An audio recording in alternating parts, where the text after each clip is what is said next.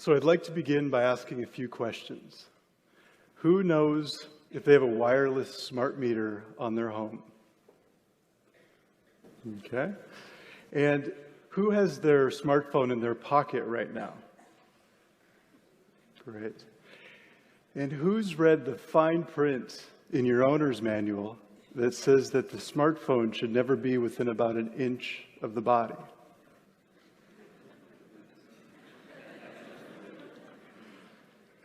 So today, I'm going to speak to why we can no longer assume that our wireless technology is safe. Technology has allowed us many benefits. It's connected us to people and to places, and it's brought us convenience that few could have imagined just 10 years ago. It's also brought us tremendous economic benefits. If we can look at how technology has increased in our lives in just the last 8 years, it started with the iPhone, and then tablet computing, ubiquitous Wi-Fi, the smart meter and the smart home, and wearable tech, and now the Internet of Things. If we could imagine how this would look, it would actually look like this. This is an artist's rendition of what Wi-Fi in our public spaces looks like. But how does this affect our bodies? That's the question I want to ask, because this exponential rise in microwave radiation can have effects. And that's what scientists and medical doctors around the world are now saying, especially when it comes to children, because they're going to be affected by this their entire lives. So I actually got into this topic about 5 years ago. Before then, I was a young technology enthusiast. I always used my smartphone and Wi-Fi. I've worked in Silicon Valley and have a master's degree in engineering. So if anyone had told me that wireless technology could have health effects, I would have thought they're crazy. But this all changed for me over the period of about 1 week. And I started to experience headaches, ringing in the ears, insomnia, and a fatigue and brain fog that I'd never experienced before.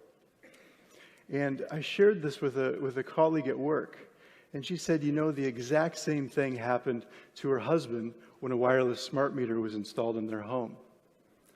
So I went home that evening, and I checked downstairs, and sure enough, we had a bank of wireless smart meters installed right below our bedroom in San Francisco. So this started me on a journey to learn as much about this topic as I possibly could. I now have a website about this, and I'm contacted by people all around the world every day who are experiencing the exact same things. It can be when they have a wireless smart meter installed, or a new Wi-Fi router, or even a cell tower placed across the street from their home. These are the common symptoms that people start to experience. This is actually from a published paper on the health effects of wireless smart meters. So, just here in the Bay Area, I'm in touch with dozens of people who've had their lives changed by this. Medical doctors, high school principals, teachers and students, IT professionals, and even entrepreneurs. These are people who had a normal life and then over a short period of time went to where they could no longer work, where they could no longer go to an office. Some of them actually have had to move out of their homes because they can't be in an environment which is normal now for most people. I've been in touch with people around the world who've become homeless because of this. There's many people that's actually happened to. And unfortunately, I know of people who've actually taken their lives because there's essentially no place they can go. And this is something that society does not yet recognize. My own life has been tremendously changed by this. After that first exposure to wireless smart meters, now I can no longer be in an environment with strong Wi-Fi for very long. So I can't go to my work the way I used to be able to. Most environments are now essentially toxic to me. So even finding a safe place to live has become very difficult. Imagine not being able to live in an apartment building where everyone has Wi-Fi, or to be able to live next to a cell tower. This is actually a proposed cell tower here in Berkeley. The residents have actually stopped it for now, but most churches and most schools now have cell towers on them.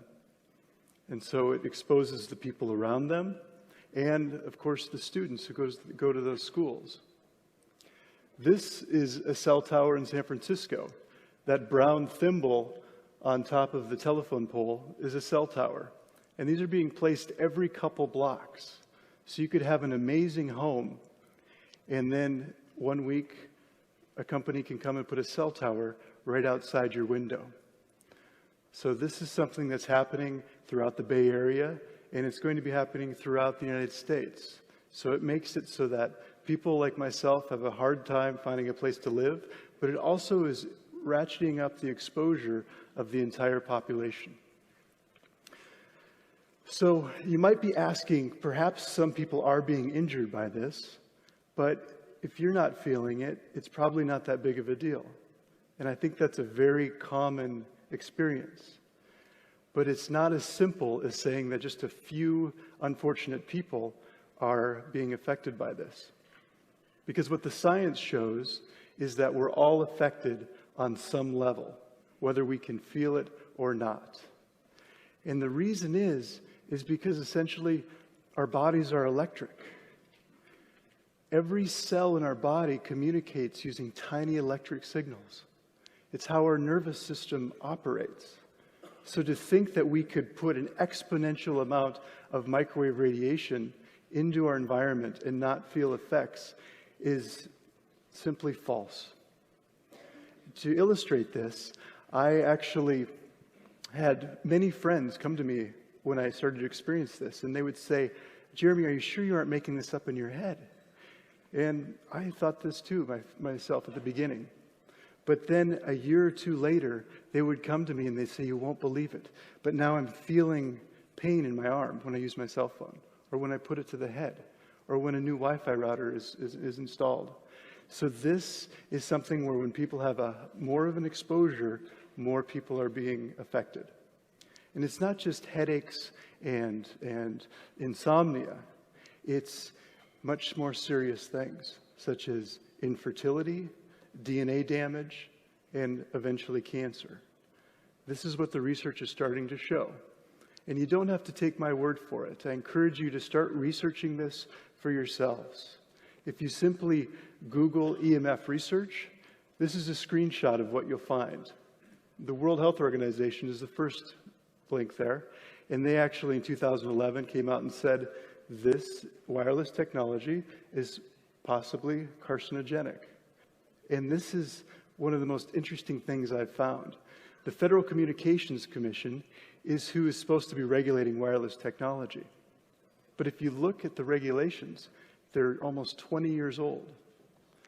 So that means our most advanced technology is using science that's at least 20 years old.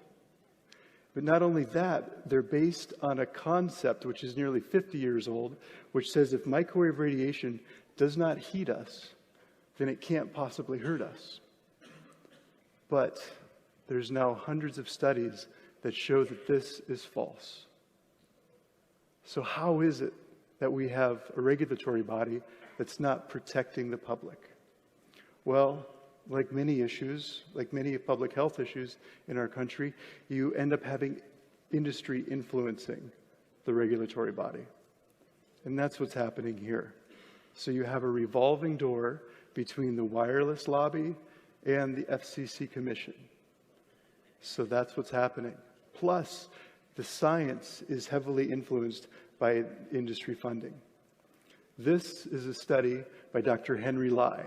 He looked at 326 studies based on the biological effects of cell phone radiation. He found that about half of the studies showed effects and half didn't. That's pretty normal for this type of research. But what he found that was interesting was that if you looked at who funded the studies, 70% of the independent studies showed effects, and only 32% of the industry-funded studies showed effects. So you see that there's an influence in money on this topic. Just like many other topics, tobacco is another one where essentially the industry funded science that was going to show their products were safe.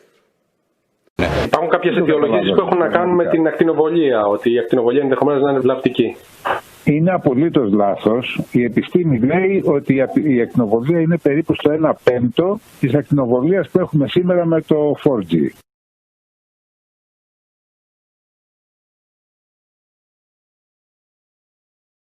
Rolling out powerful 5G technology throughout the United States. However, some studies show a link between cell phone radiation and cancer. Dan Cohen has the story. The race is on among cell phone providers to upgrade to 5th generation wireless technology, or 5G.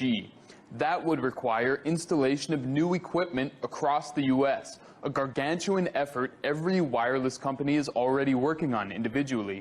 5G uses high-frequency waves that support faster speeds but don't travel as far, requiring a network of antennas built in closer proximity than the existing infrastructure. Wireless companies plan to use light poles, street lights, anything to minimize their expenses. But health experts worry about potential risks associated with exposure to radiation from cell phone antennas. Cell phones emit low levels of radio frequency energy, or RF. In 2011, the International Agency for Research on Cancer identified RF fields as, quote, possibly carcinogenic to humans. A study in Sweden found that Swedes who talked over cell or wireless phones for over 25 years were at 3 times the risk of developing glioma, a brain tumor that is often malignant, than those who used them for less than a year. And in March, a large-scale lifetime study of lab animals confirmed the link between cell tower radiation and cancer. The animals were exposed to levels legally permitted by the United States Federal Communications Commission. I discussed these studies with Dr. David Carpenter, director of the University of Albany's Institute for Health and the Environment. They show a very significant increase in glioma and glioblastoma only on the side of the head where you use the cell phone regularly, and increasing with risk the longer you use it. They also have some evidence that the younger you are when you start to use the cell phone, the greater the risk. Carpenter said these risks can be avoided by using the speaker function or an earpiece and keeping the phone a short distance away from all parts of the body. But the 5G rollout will effectively expose the entire population to dangerous effects. The rollout of 5G is very frightening because what this is going to do is place a mini cell tower every 300 meters along every residential street in the country. And that's going to mean that nobody is going to be able to escape the radiation that comes from those 5G devices. If you walk down the sidewalk, if you live in a house there, you're going to be continuously exposed. Countries like China, Italy, India, and Russia have far more stringent regulations over cell tower radiation than the United States. Our regulators, dominated by physicists and engineers and not health effects people, ignore all of that evidence and therefore have standards that are totally unrealistic and out of date.